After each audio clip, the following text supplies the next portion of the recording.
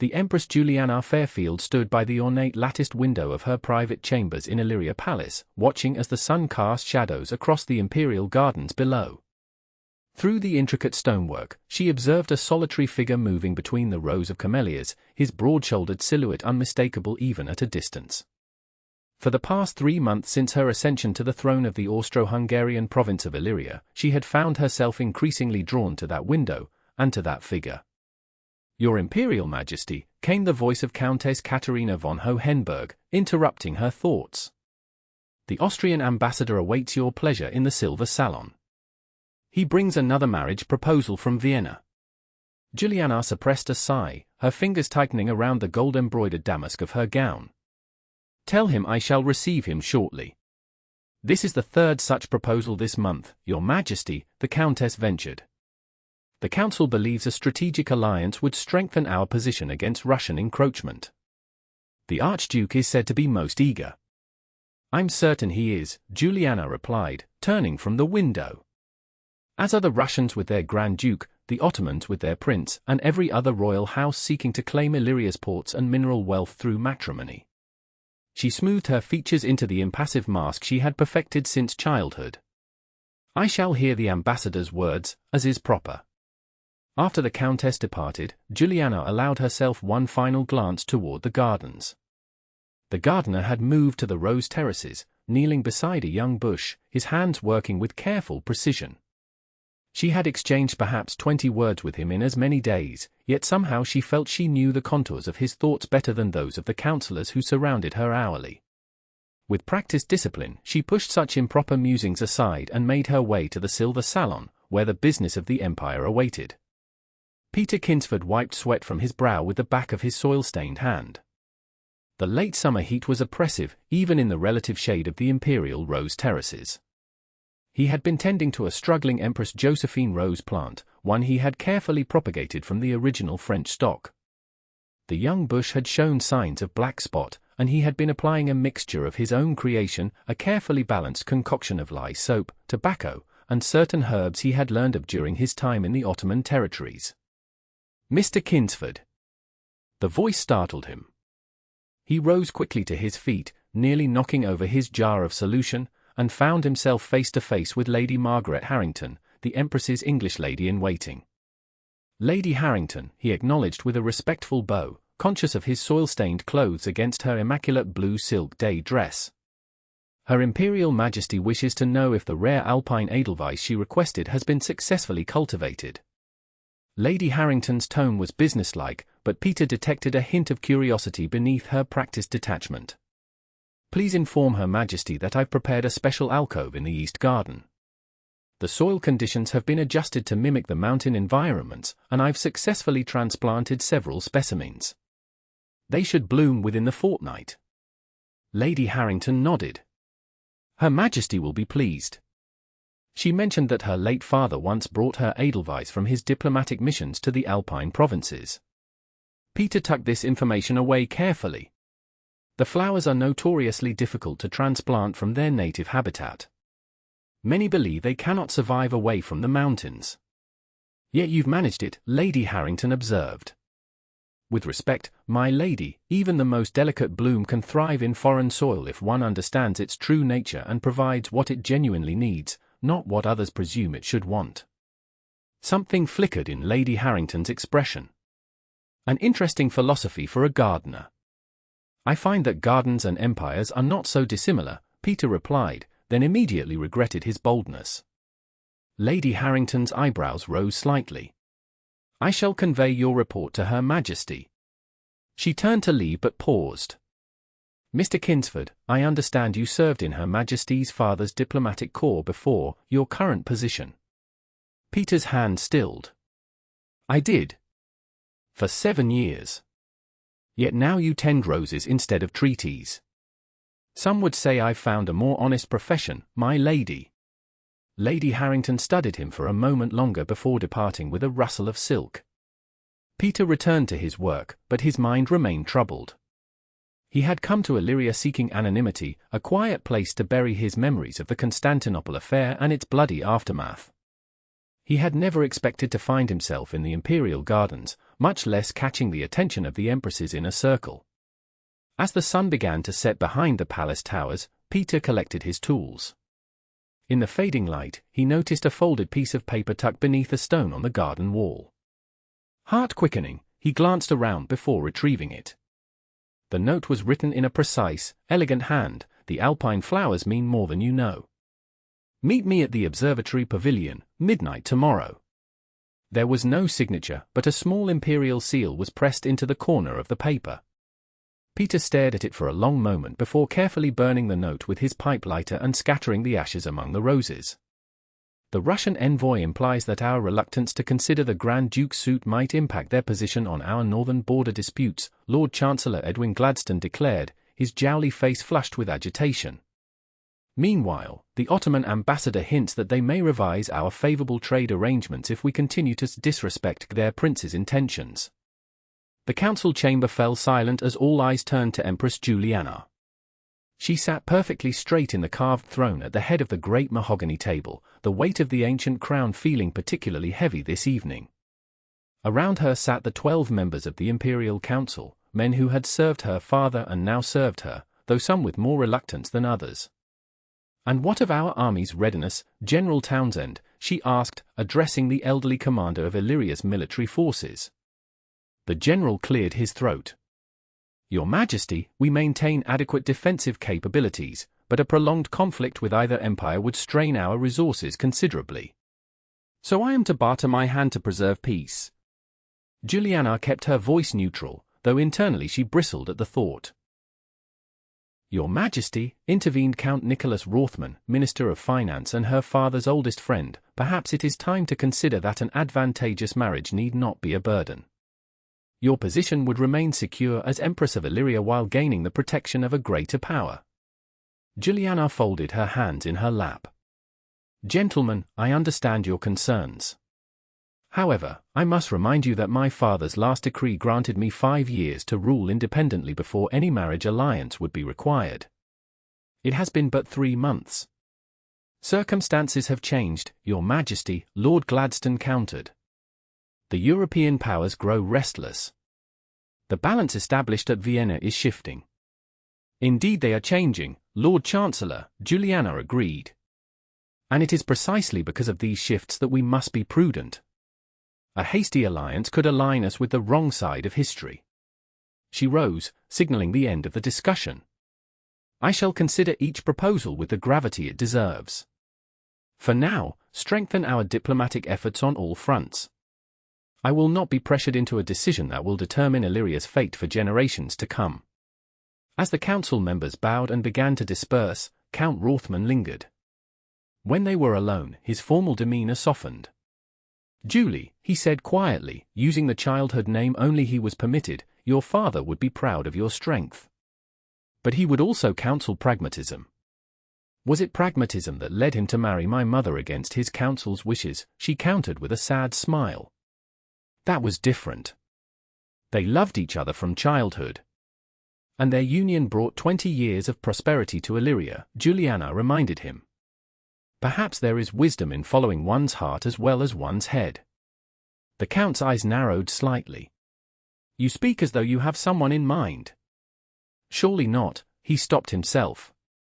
"Not what, Uncle Nicholas?" she prompted, using her familiar term for her godfather. "There are whispers among the palace staff. About your interest in the gardens. About the English gardener with the mysterious past." Julianna felt her cheeks warm but maintained her composure. "Mr. Kinsford has created remarkable innovations in our botanical collections. My interest is in his horticultural achievements, nothing more. Julie, you cannot afford even the appearance of impropriety. There are those on the council who already question whether a woman can rule effectively. Don't give them ammunition." "Thank you for your concern," she replied formally, reinstating the distance between empress and subject. "I am aware of my responsibilities." After he left, Julianna moved to her private study adjacent to the council chamber. A clock on the mantel showed nearly 11. In 1 hour, she would need to be at the observatory pavilion, a reckless decision she still couldn't quite believe she had made. As she sorted through state papers, trying to focus on diplomatic dispatches rather than the approaching midnight hour, a sharp knock came at the door. "Enter," she called. Lady Harrington stepped in, her face taut with concern. "Your Majesty, forgive the intrusion, but I've just received troubling news. It appears someone has been investigating Mr. Kinsford's past, specifically his time in Constantinople and the circumstances of his departure from diplomatic service." Julianna's blood ran cold. "Who?" "I cannot be certain, but the inquiries came shortly after the Austrian ambassador's visit." "What do they hope to find?" Lady Harrington hesitated. "Your Majesty, I believe I should inform you that Mr. Kinsford's departure from the diplomatic corps was not entirely voluntary." "Explain." "There was an incident involving Ottoman military information, a British agent, and significant bloodshed. The details were suppressed, but Mr. Kinsford was quietly removed from service." Julianna absorbed this information, her mind racing. "You've known this all along." "I made inquiries when he was first appointed to the Imperial Gardens. I deemed him no threat to your Majesty. Yet now someone seeks to use this information against him. Or against me." Julianna paced to the window, looking out at the darkened gardens. "Lady Harrington, I need you to ensure that no one notices my absence for the next hour. Can I rely on you?" The lady-in-waiting's expression revealed nothing. "As always, Your Majesty." As Lady Harrington left, Julianna moved to a hidden panel in the wall, revealing a narrow servant's passage. Her heart pounded as she slipped inside, wondering if she was about to make the greatest mistake of her reign, or perhaps discover something worth fighting for. The observatory pavilion stood at the highest point of the Imperial Gardens, a domed structure of marble and glass built by Julianna's grandfather to study the stars. As Peter climbed the winding path in the darkness, guided only by moonlight, he questioned his sanity. Meeting with a member of the imperial household in secret could only lead to trouble, and he had experienced enough trouble for one lifetime. Yet he continued upward, drawn by curiosity and something deeper he refused to name. The pavilion was dark when he arrived, its glass dome reflecting the starry sky above. Peter hesitated at the entrance, then stepped inside, his footsteps echoing on the marble floor. "Mr. Kinsford." He turned sharply toward the voice. A hooded figure emerged from the shadows, petite but carrying herself with unmistakable authority. When she lowered her hood, Peter felt the ground shift beneath him. "Your Imperial Majesty," he gasped, dropping immediately to one knee, head bowed. "Please rise," Empress Julianna said quietly. "We have little time, and I would speak with you as equals, if only for this moment." Stunned, Peter stood, unsure where to look. In the 3 months since his appointment to the Imperial Gardens, he had glimpsed the Empress only from a distance during formal ceremonies. Up close, she was younger than he had realized, perhaps 25 to his 32 years. Her features were delicate but strong, framed by dark hair partially concealed by her hood. "I don't understand, Your Majesty. Why summon me here?" "Because the walls of the palace have ears, Mr. Kinsford, and I need information only you can provide." She moved toward the center of the pavilion where a large telescope pointed skyward. "You served in Constantinople during the diplomatic crisis of '83, did you not?" Peter stiffened. "I did."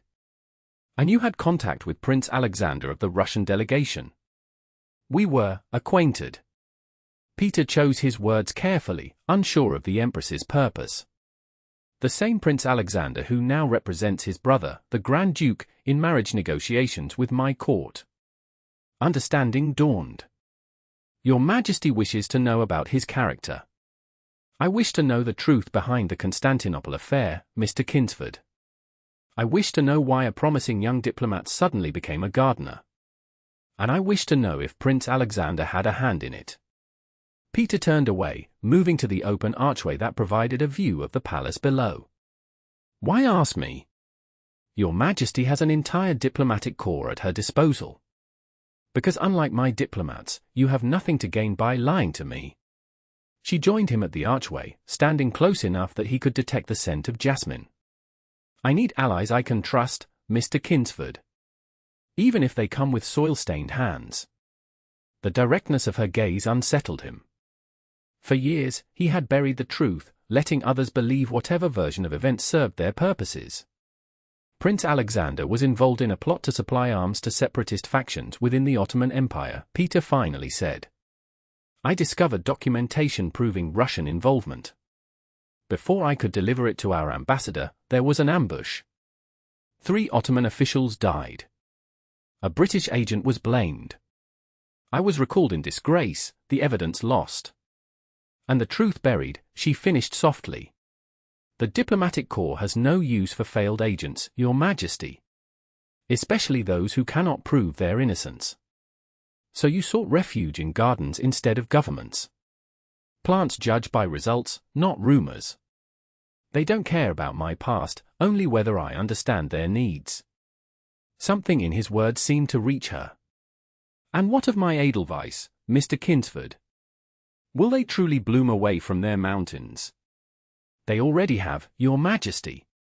He hesitated, then added, I would be honored to show you, when they're at their peak. I would like that. For a moment, she was not an empress but simply a young woman with a wistful expression. Then, as quickly as it had appeared, the vulnerability vanished behind imperial composure.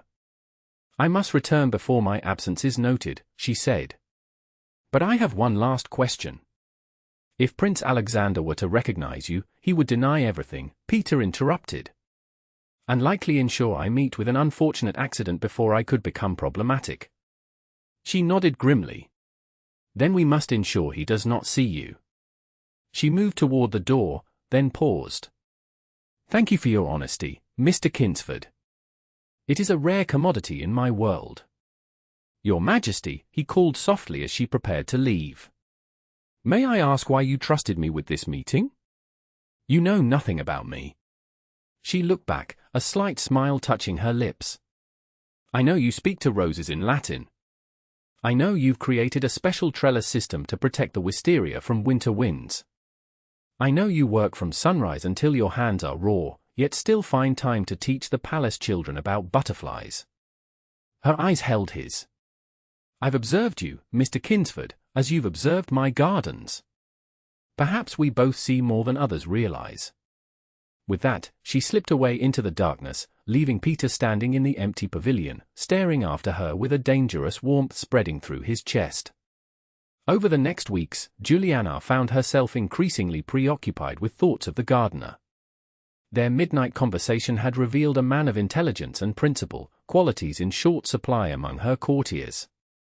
She began taking morning walks through the less frequented parts of the garden, occasions that sometimes resulted in brief encounters with Peter Kinsford. Their conversations were always proper, always about plants and cultivation, yet beneath the mundane words flowed an undercurrent of understanding. He spoke to her not as a subject to his sovereign, but as one thoughtful mind to another. The difficulty with cultivating foreign species, he explained one morning as they examined the thriving Edelweiss, is that one must create an environment that reminds them of home, while helping them adapt to new conditions. A delicate balance, Julianna observed, between honoring their nature and encouraging growth. Precisely, Your Majesty. Too much protection, and they remain fragile. Too little, and they wither. She smiled, recognizing the parallel to her own situation. And what of these Edelweiss, Mr. Kinsford?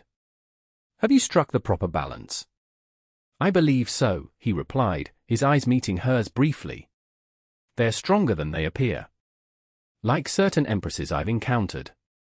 Such moments were brief treasures amid increasingly difficult days. The council pressed harder for a marriage decision. The Russian delegation, led by Prince Alexander, had arrived for an extended stay, and the prince proved as charming as he was calculating. Your Imperial Majesty outshines even the famed beauties of St. Petersburg, he declared during a formal reception, his blonde good looks and military bearing drawing admiring glances from the court ladies. My brother would be most fortunate to win your hand. Your brother has not yet met me, Prince Alexander, Julianna replied. Perhaps his interest lies more in Illyria's deep water ports than in its empress. The prince laughed appreciatively. Direct as well as beautiful. You would do well in the Russian court, Your Majesty. I prefer to do well in my own court, Your Highness. As the weeks passed, Julianna noticed Peter Kinsford being increasingly relegated to the furthest sections of the gardens when diplomatic functions were held. Lady Harrington confirmed her suspicions. Lord Gladstone has ordered the head groundskeeper to keep Mr. Kinsford away from state visitors, she reported. Particularly the Russian delegation. On what grounds? Julianna demanded. Officially, because his English background might make Russian guests uncomfortable. Unofficially. Lady Harrington hesitated. Speak freely. There are rumors that Your Majesty has developed an inappropriate interest in him. Lord Gladstone wishes to quell such talk. Julianna's jaw tightened. And does Lord Gladstone now dictate where I may walk in my own gardens? No, Your Majesty, but he does influence court gossip. And gossip can be a powerful weapon. That evening, unable to sleep, Julianna penned a note requesting horticultural advice and dispatched it to the gardener's cottage via Lady Harrington. The response came before dawn, a carefully worded letter discussing various plant diseases that might affect the imperial collections, with certain words subtly underlined: careful observation, patient vigilance, hidden threats, and foreign parasites. The message was clear: Peter suspected someone was watching him, possibly the Russians. 2 days later, during a state dinner honoring the Russian delegation, Prince Alexander requested a private audience. In the blue drawing room, with the sounds of the orchestra filtering in from the grand ballroom, he presented her with an exquisite diamond and sapphire bracelet. A small token of my brother's esteem, he explained as a lady-in-waiting fastened it around Julianna's wrist. It's quite magnificent, she acknowledged, though rather presumptuous. The prince smiled indulgently. I've been authorized to negotiate preliminary terms for your marriage alliance, Your Majesty. My brother is prepared to be most generous regarding Illyria's autonomy. And yet you negotiate without him. One might question his commitment. The Grand Duke has pressing military matters that require his attention. The southern border with the Ottoman Empire has grown complicated. Julianna noted the careful phrasing. Complicated in what manner, Prince Alexander? Nothing that need concern a lady, he replied smoothly. Merely the usual tensions. With Illyria's alliance, such problems would naturally diminish. Or Illyria might find itself drawn into conflicts not of its making. The prince's smile never wavered, but something cold flickered in his eyes. Your Majesty has advisors with concerns about Russia's intentions. Perhaps they've been influenced by certain English perspectives. The pointed reference was unmistakable. Before Julianna could respond, Count Rothman interrupted with a message requiring her immediate attention. Excusing herself, she followed him to a private antechamber. Your Majesty, forgive the intrusion, but we've received alarming news, the Count said, his usual composure shaken. Our agents in Constantinople report that the Ottoman Empire is mobilizing forces near our southern province of Dalmatia. They claim to be responding to Russian provocations in the region. What provocations? Unknown, but the timing is suspicious. It places us in an untenable position, trapped between two empires on the brink of conflict, with our territory as the likely battleground. Julianna processed this information rapidly. Unless we align with one side. Precisely. The Council believes we must accelerate negotiations with Russia. Their military protection would deter Ottoman aggression. Or provide Russia with the perfect pretext to move troops into our territory. Julianna paced the small room. This situation is too convenient, Uncle Nicholas. The Ottomans suddenly aggressive, the Russians conveniently offering protection through marriage, all as Prince Alexander applies pressure for an immediate decision. Count Rothman looked troubled. What are you suggesting? I'm suggesting we seek additional information before committing Illyria to any course of action. She made a swift decision. Summon Lady Harrington and General Townsend to my private study immediately. And ensure we are not disturbed. As the Count departed, Julianna moved to the window, gazing down at the darkened gardens. Somewhere beyond the formal parterres, past the rose terraces, stood a small cottage where a former diplomat tended to rare plants and perhaps held the key to understanding the trap that was closing around her empire. Peter couldn't sleep. The night was unusually warm for early autumn, and his cottage felt stifling. But it wasn't just the heat keeping him awake. For days, he had sensed he was being watched. Twice he had spotted unfamiliar men in servants' livery observing him from a distance. Once, he returned to find his modest quarters had been searched, the intrusion made to look like ordinary housekeeping. Rising from his bed, he moved to the window that overlooked a small private garden where he cultivated experimental plant specimens. The moon illuminated the carefully arranged beds, and Peter froze. A shadow moved between the rows of plants, too large to be an animal, too furtive to be innocent. In one fluid motion, born of years of diplomatic field training, he grabbed the iron fire poker from the hearth and slipped outside through the rear door. Moving silently around the perimeter of the cottage, Peter approached the intruder from behind. The man was bent over one of the experimental beds, examining the plants with unusual interest. As Peter drew closer, the intruder must have sensed his presence, for he whirled around, hand moving toward an inside pocket. Peter struck first, the poker connecting with the man's arm. A pistol fell to the ground as the intruder cursed in Russian. Before Peter could press his advantage, 2 more men emerged from the shadows. Outnumbered and unarmed save for the poker, Peter backed toward the cottage door. The first man said something in Russian to his companions, who hesitated. In that moment of uncertainty, Peter lunged forward, driving his shoulder into the nearest attacker while swinging the poker at another. The confusion allowed him to break past them and sprint toward the denser part of the gardens where the extensive hedgerows formed a labyrinth he knew intimately. Shouts followed him as he ducked into the maze of yew hedges, taking a complex route that led deeper into the garden rather than toward the palace. His pursuers would expect him to seek help. Instead, he headed for the old garden pavilion that housed his botanical laboratory. Once inside the stone building, Peter barricaded the door and quickly gathered essential items, his journal documenting his observations of the Russian delegation's activities, a small locked case containing personal papers, and a hidden revolver he had kept since his diplomatic days. Then he pried up a loose flagstone in the floor, revealing a narrow tunnel, an old drainage system he had discovered months ago while renovating the pavilion. The tunnel was cramped and damp, requiring him to crawl on hands and knees. It led beneath the garden walls and emerged in a small grove beyond the palace grounds. From there, Peter could make his way to the city, but the thought of fleeing left a bitter taste in his mouth. The Empress was in danger, surrounded by vipers like Prince Alexander who would use her as a pawn in their imperial games. He had reached the midpoint of the tunnel when he heard voices above, followed by the sound of the pavilion door splintering.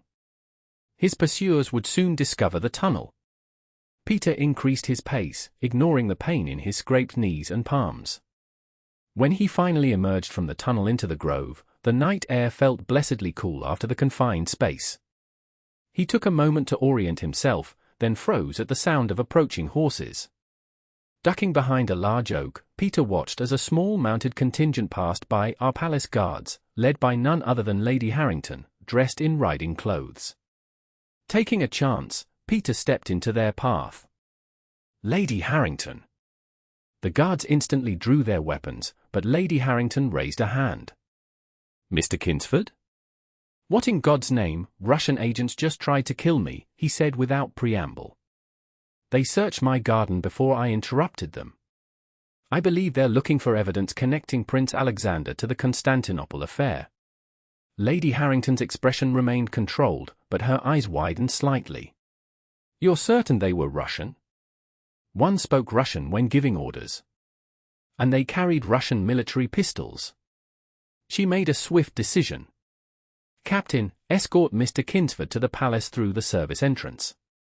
Bring him to the Empress's private study through the servants' passages. Ensure no one sees him. To Peter, she added, Her Majesty has been expecting trouble, though not quite so direct. As they rode back toward the palace, Peter clutched his journal and case. The Empress knew. Her Majesty has suspected Prince Alexander's true motive since your meeting at the observatory. Recent developments have only confirmed her suspicions. Lady Harrington gave him a measuring look. She has placed considerable faith in you, Mr. Kinsford. I hope it is not misplaced. I would die before betraying her trust, Peter replied with such conviction that Lady Harrington's severe expression softened slightly. Let us hope such dramatics prove unnecessary. The Empress's private study was a surprisingly intimate room, with walls lined with books rather than the expected gilt and ornate decorations. When Peter was ushered in, he found Julianna in conference with Count Rothman and an older military officer he recognized as General Townsend. All three looked up in surprise at his disheveled appearance. "Mr. Kinsford," Julianna exclaimed, rising from her desk. "Lady Harrington was supposed to bring you here safely, not Russian agents tried to kill him," Lady Harrington interjected, closing the door behind them. "They searched his quarters first, presumably looking for evidence." The Count and General exchanged alarmed glances, but Julianna's focus remained on Peter. "Are you injured?" "Nothing serious, Your Majesty." He was acutely aware of his dirt-stained clothes and blooded palms in the immaculate room. "This confirms our suspicions," General Townsend said grimly. "The Russians are creating a pretext for intervention, both diplomatic and military." "But why target a gardener?" Count Rothman asked, eyeing Peter skeptically. "Because Mr. Kinsford is more than a gardener," Julianna replied. "He was present in Constantinople during the incident that Prince Alexander worked so hard to conceal." She turned to Peter. "Please show them, Mr. Kinsford." With a nod, Peter placed his journal and case on the desk. From the case, he extracted several folded documents. "I managed to preserve copies of some of the evidence from Constantinople. Communications between Prince Alexander and separatist leaders, plans for weapon shipments, financial transfers. The originals were lost in the ambush, but these copies were hidden in a diplomatic pouch that reached London before I was recalled." General Townsend examined the papers with growing alarm. "These indicate a systematic Russian campaign to destabilize the Ottoman Empire's European provinces, including territories bordering Illyria. The same territories now experiencing complications," Julianna noted. "It appears Prince Alexander is recreating his Constantinople strategy here, using Illyria as both pawn and prize." "But why not simply destroy these documents?" Count Rothman asked Peter. "Because they were my only proof of innocence," Peter replied. "And because I hoped someday to clear my name." Lady Harrington, who had been standing by the door, spoke up. "Your Majesty, we have little time. If the Russians know Mr. Kinsford escaped, they may accelerate their plans." "Agreed." Julianna paced the room, her mind clearly racing. "We need to act before Prince Alexander realizes his agents failed." General Townsend, place the palace on alert, but discreetly. Double the guards on all entrances, using only those men whose loyalty is absolute. Count Rothman, prepare diplomatic communications to our allies in Britain, France, and Austria, detailing Russian aggression and including copies of Mr. Kinsford's evidence. "And Prince Alexander?" the Count asked. Julianna's expression hardened. "I will deal with the prince personally. Lady Harrington, arrange for him to meet me in the audience chamber in 1 hour. Ensure the Privy Council is present as witnesses." As they moved to carry out her orders, Julianna turned to Peter. "Mr. Kinsford, you should leave the palace immediately. Your life will be in danger once I confront Prince Alexander. With respect, Your Majesty, I would prefer to stay." "This is not a request, Mr. Kinsford. It is an imperial command." "Then I must disobey it." His voice was gentle but firm. "I abandoned the truth once before out of fear. I won't do so again." Their eyes locked in a silent battle of wills. Finally, Julianna sighed. "Very well. But you will remain out of sight during the confrontation. Lady Harrington will position you where you can hear but not be seen." "As you wish, Your Majesty." When they were alone, Julianna moved closer to him, her formal demeanor softening. "You're bleeding." She took his hand, turning it to examine his scraped palm. "It's nothing," he assured her, acutely aware of her touch. "It is not nothing," she countered, leading him to a small basin where she personally poured water and began to clean his wounds. The intimacy of the gesture left him speechless. "I never thanked you," she said softly, "for the Edelweiss." My father would bring me a single bloom each spring from his diplomatic missions. It became a symbol of hope during difficult times. They're thriving in the East Garden, Peter replied. They'll return each year now, without need for alpine expeditions. Creating a piece of home in foreign soil. She finished bandaging his hand but didn't release it immediately. If we survive this night, Mr. Kinsford, I should like to hear more about your horticultural philosophy. If we survive this night, Your Majesty, I should be honored to share it. Their eyes met, and for a brief moment, titles and stations fell away, leaving only a man and woman bound by understanding and unspoken feelings. The moment ended when Lady Harrington returned. Your Majesty, Prince Alexander has agreed to meet you in the audience chamber. The council members are being summoned. Julianna straightened, once more the Empress rather than the woman. Then let us prepare to uncover treason in our midst. The audience chamber was illuminated by dozens of candles, their light reflecting off gilt surfaces and crystal chandeliers. Julianna sat on the imperial throne, wearing full ceremonial regalia including the ancient crown of Illyria. Around her stood members of the Privy Council, their faces grave. Peter watched from behind an ornate screen that partially concealed a musician's gallery. From this vantage point, he could see the entire chamber while remaining hidden from view. Lady Harrington had positioned guards at all entrances, men she personally vouched for. When Prince Alexander entered, he showed no sign of concern, merely curiosity at the formal setting. He bowed deeply before the throne. Your Imperial Majesty, this is an unexpected pleasure at such a late hour. Prince Alexander, Julianna acknowledged coolly. We have received disturbing reports that require immediate clarification. I am, as always, at Your Majesty's service. His smile remained confident. Our agents report unusual Russian military movements near the Ottoman border with our province of Dalmatia. Can you explain this activity? The prince's expression showed mild surprise.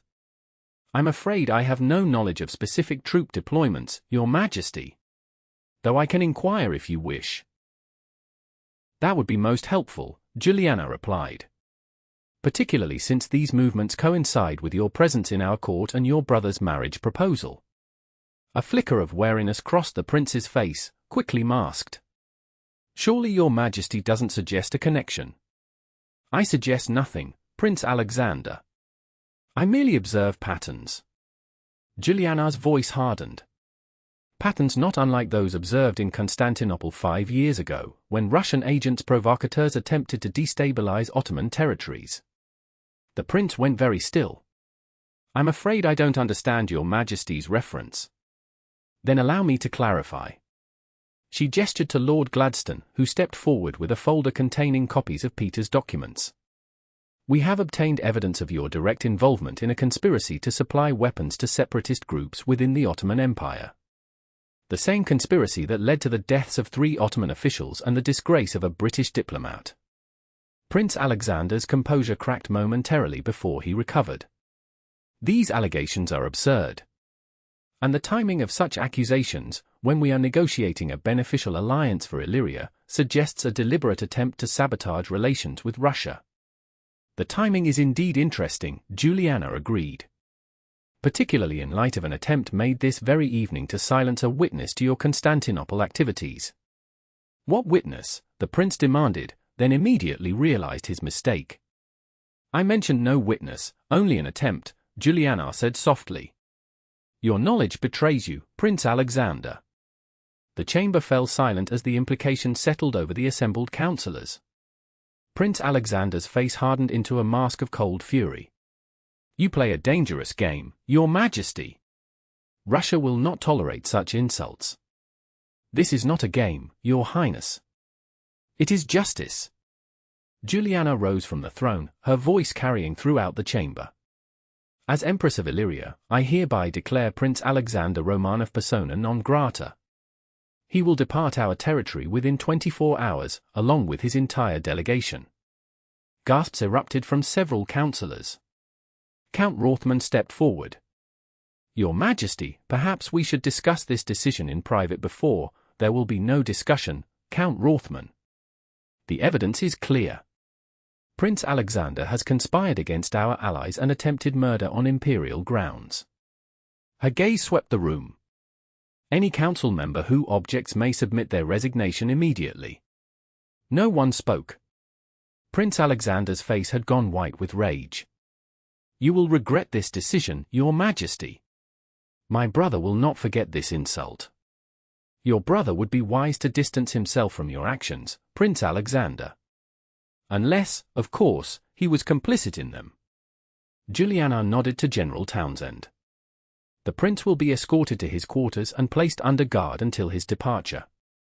As guards moved to flank the prince, he suddenly lunged forward, reaching inside his coat.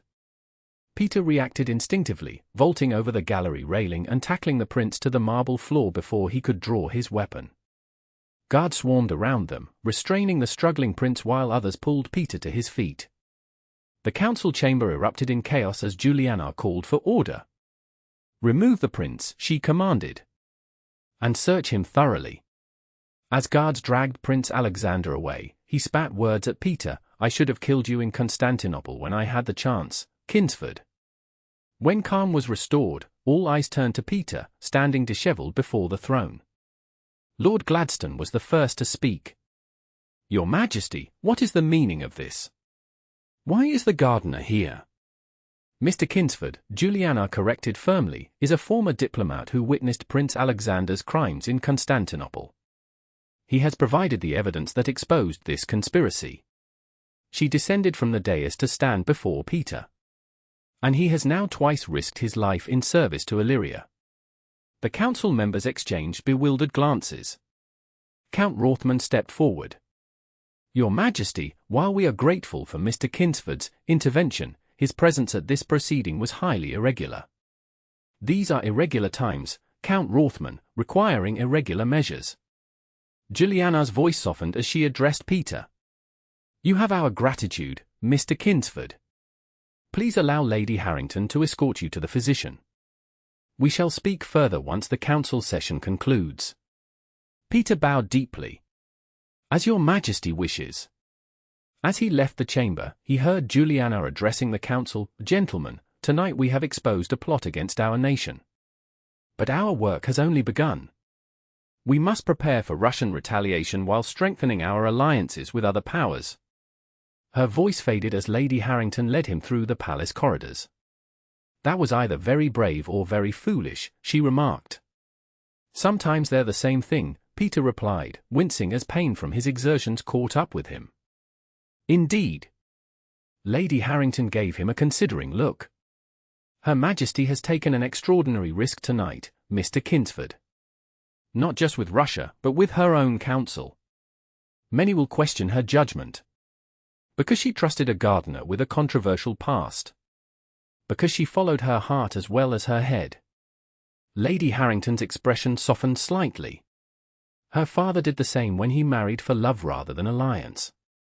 Illyria prospered under their union, but not without challenges. Peter absorbed these words as they reached the palace infirmary. What happens now? Now? Diplomats work, generals prepare, and emperors wait. Lady Harrington left him with the court physician. As for gardeners, that remains to be seen. For 3 days, Illyria balanced on a knife's edge. The Russian delegation departed amid thinly veiled threats. Military units were placed on alert along all borders.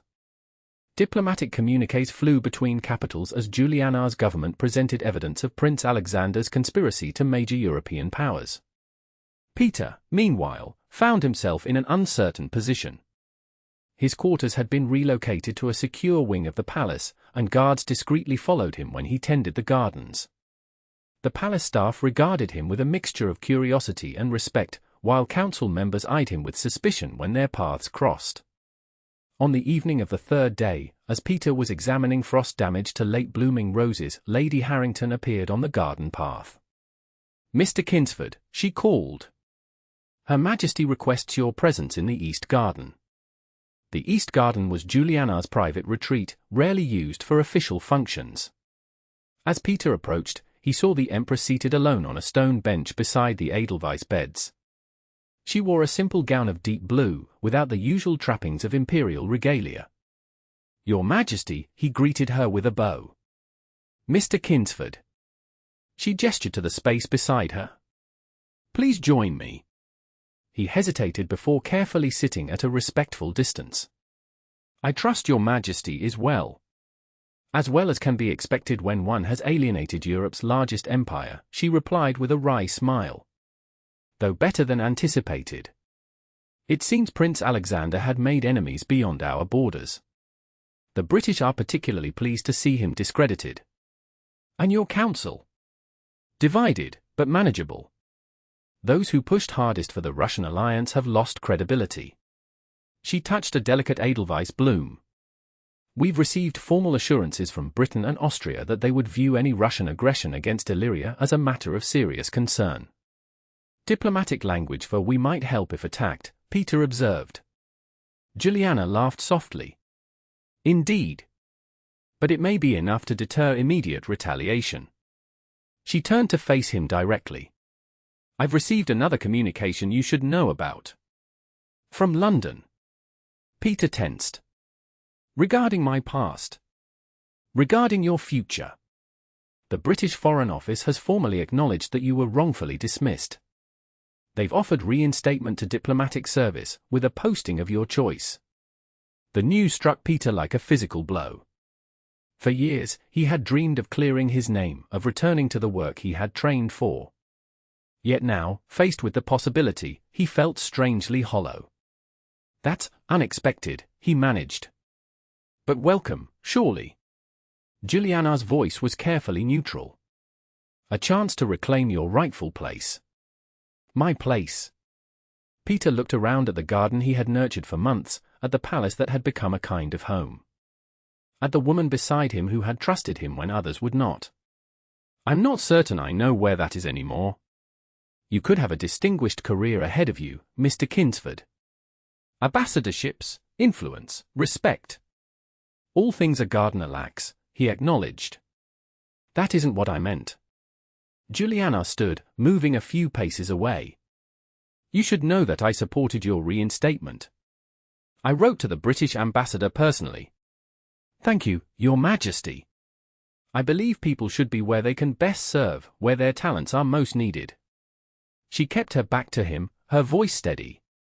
"Illyria will manage its gardens without you, just as it managed before you came." Peter rose, understanding the dismissal in her words. "When would I be expected to depart?" "Whenever you wish. The British ambassador suggests within the fortnight to take up your new position before winter." "I see." He struggled to find appropriate words. "Your Majesty has been most generous.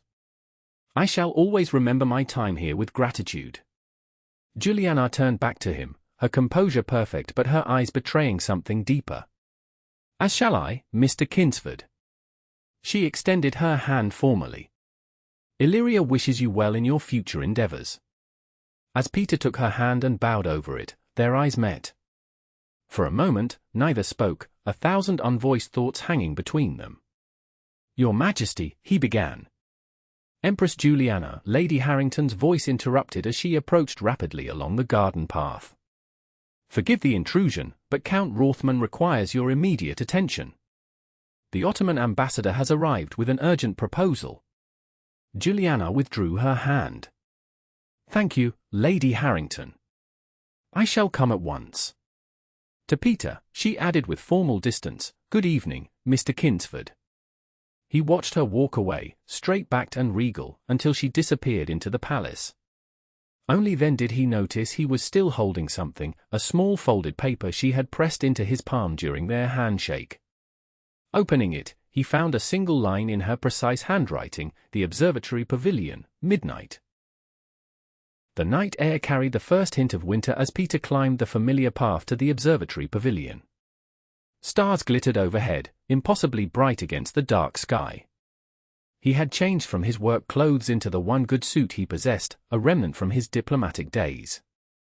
Inside the pavilion, a single lamp burned, casting long shadows across the marble floor. Julianna stood by the telescope, her back to the entrance. She had changed as well, into a simpler gown without the constraining formality of court dress. When she turned at his footsteps, Peter was struck by how young she looked away from the burdens of the throne. "You came," she said softly. "Did you doubt I would?" "No. But I wondered if you should." She moved away from the telescope to face him properly. "I've placed you in danger once already. Meeting like this risks your reputation as well." "I believe my reputation can withstand it," he replied. "Besides, I'm leaving soon. What harm can come from one conversation beneath the stars?" Something flickered in her eyes at the mention of his departure. "Have you decided when you'll go?" "The ambassador suggests next week.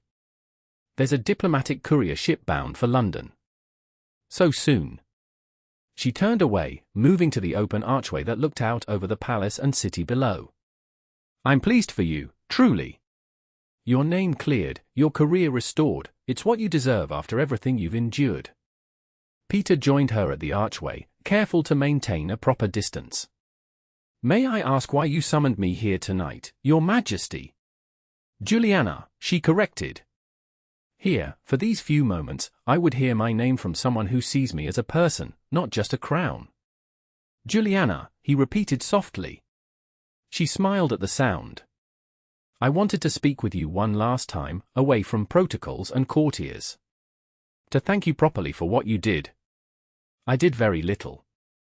You were the one who confronted Prince Alexander, who risked everything on evidence that many would have dismissed. I risked a political alliance. You risked your life." She looked up at him with unexpected vulnerability. "No one has ever done that for me before. They protect the crown, the empire, the institution, but not Julianna." Peter's throat tightened. "Then they fail to see what truly matters." "And what is that, in your estimation?" "The woman who reads philosophy by lamplight, who remembers the flowers her father brought her, who walks in gardens at dawn to hear birds before courtiers." His voice softened. "The empress who cleans a gardener's wounded hands herself instead of calling for servants." Color touched her cheeks. "You've been observing me quite closely, it seems." "As you've observed me?" "You once said we both see more than others realize." "I did." She hesitated, then added, "I will miss our conversations in the garden. The way you speak of plants and growing things, it always seemed to contain wisdom about more than just horticulture." "Gardens are honest places," Peter replied. "They teach patience, humility, the beauty of impermanence. The understanding that some things must be pruned away so others can flourish. Like my Russian alliance. Perhaps. Or like my time here in Illyria." Julianna's eyes met his. "Must it be pruned away? Your reinstatement offers many choices of posting. Might not Illyria be among them?" The question hung in the air between them, weighted with implications neither dared voice directly. "I considered it," Peter admitted. "But I would return as a diplomat, not a gardener. I would attend state functions where once I tended roses outside the windows. The man who could speak freely with you among the Edelweiss would become another courtier competing for the empress's favor. Is that how you see it? That you would lose something rather than gain? Wouldn't I? The privilege of honesty is rare in diplomatic circles." Julianna moved closer, close enough that he could detect the scent of jasmine.